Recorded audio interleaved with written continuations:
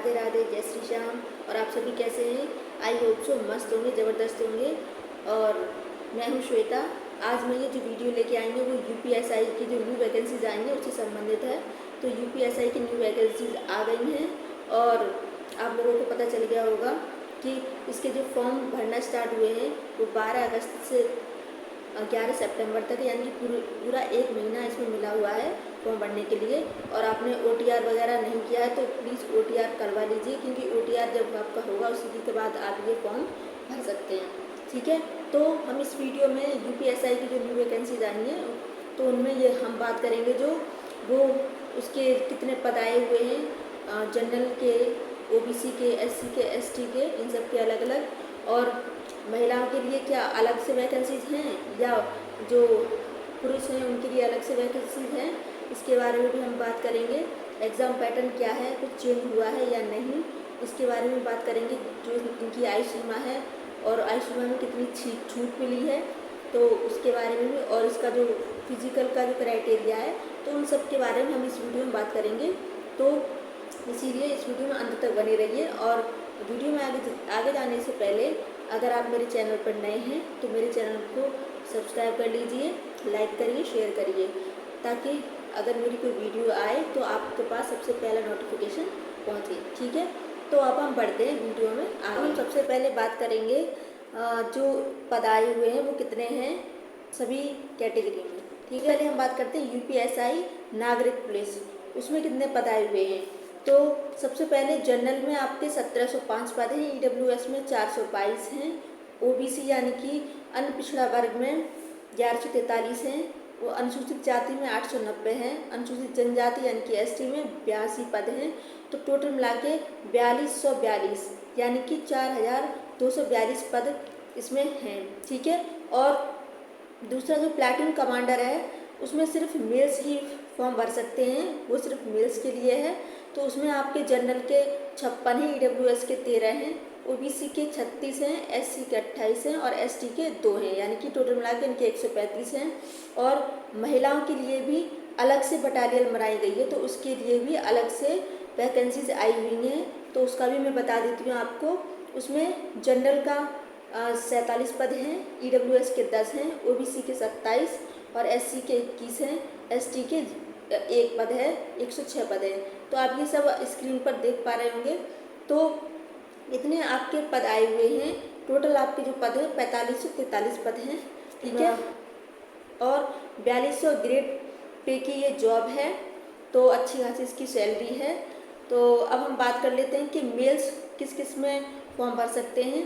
तो मेल्स आपके जो यूपीएसआई की नागरिक पुलिस है उसमें फॉर्म भर सकते हैं, जो कि जिनकी थाने वगैरह में ड्यूटी होती है वो। ठीक है, और प्लाटून कमांडर में भी मेल्स भर सकते हैं, जो कि पीएसी बटालियन का होता है उसमें। ठीक है, और प्लाटून कमांडर जो उप निरीक्षक सशस्त्र पुलिस, यानी कि इनकी जो ड्यूटी वगैरह होती है वो जैसे मेट्रो स्टेशन पे सुरक्षा बल के लिए जो लगाते हैं, तो ये उसकी वैकेंसीज हैं।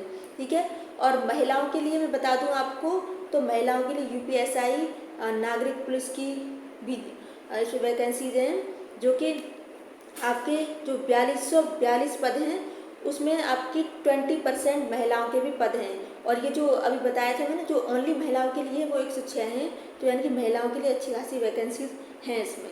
ठीक है, तो आप लोग तैयार रहिए इस चीज़ के लिए, अपनी जो पढ़ाई है उसको जारी रखिए। अब हम बात कर लेते हैं फीस की।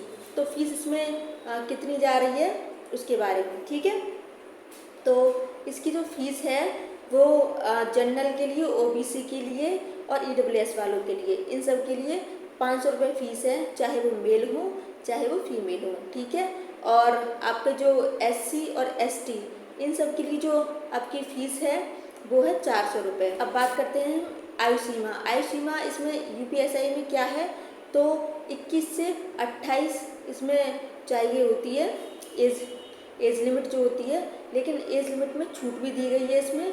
तो इसमें छूट किस किस में है वो मैं आपको बता देती हूँ।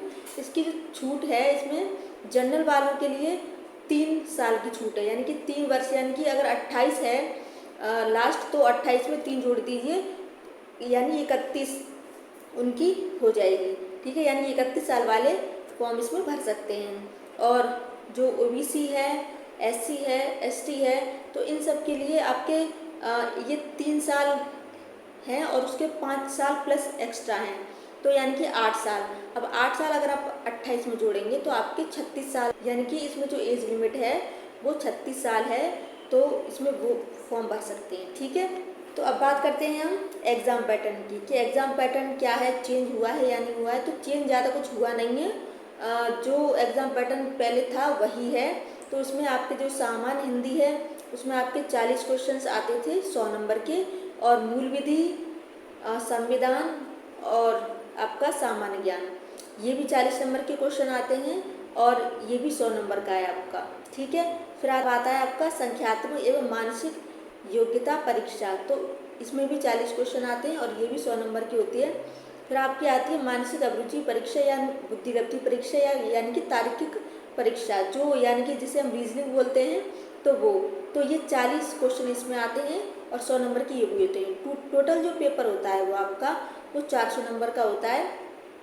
तो इसमें आपका मैथ्स भी है, मैथ्स में थोड़ी बहुत रीजनिंग भी पूछ लेते हैं, तो इसीलिए वो उसमें दिया हुआ है। ठीक है, अब हम बात कर लेते हैं कि इसके जो फिज़िकल का क्राइटेरिया है वो क्या है। तो फिज़िकल का क्राइटेरिया जो पहले होता था वही है। मेल्स के लिए जो हाइट चाहिए होती है वो 168 सेंटीमीटर चाहिए होती है, जनरल और OBC वालों के लिए। SC ST वालों के लिए जो हाइट चाहिए इसमें वो 160 सेंटीमीटर होनी चाहिए। ठीक है, और चेस्ट का जो फुलाव होना चाहिए वो मिनिमम 5 सेंटीमीटर का होना चाहिए। ठीक है, और फीमेल्स के लिए हाइट जो है वो है आपकी 152 सेंटीमीटर जनरल और OBC वालों के लिए, और SC ST वालों के लिए आपकी 147 सेंटीमीटर है।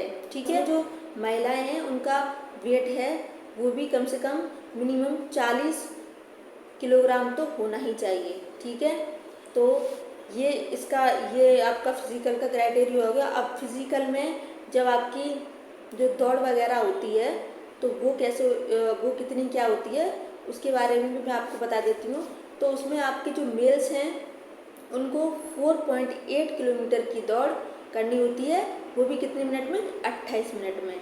और जो फीमेल्स होती हैं उनको 2.4 किलोमीटर की दौड़ करनी होती है और वो 16 मिनट में।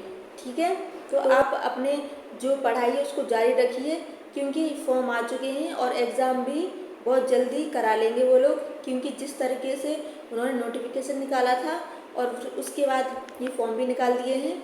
तो आप अपनी पढ़ाई जो है उसको जारी रखिए, जिससे कि आप एग्ज़ाम में बहुत अच्छे नंबर प्राप्त कर सकें। ठीक है, तो ऑल द बेस्ट आप सभी लोगों के लिए। और अगर कोई इससे संबंधित जो भी वीडियोज़ वगैरह आएगी तो मैं वो आपके लिए बनाऊंगी, और ऐसे ही और वीडियोज़ देखने के लिए आप मेरे चैनल को सब्सक्राइब कीजिए। आज के लिए इतना ही, नमस्कार।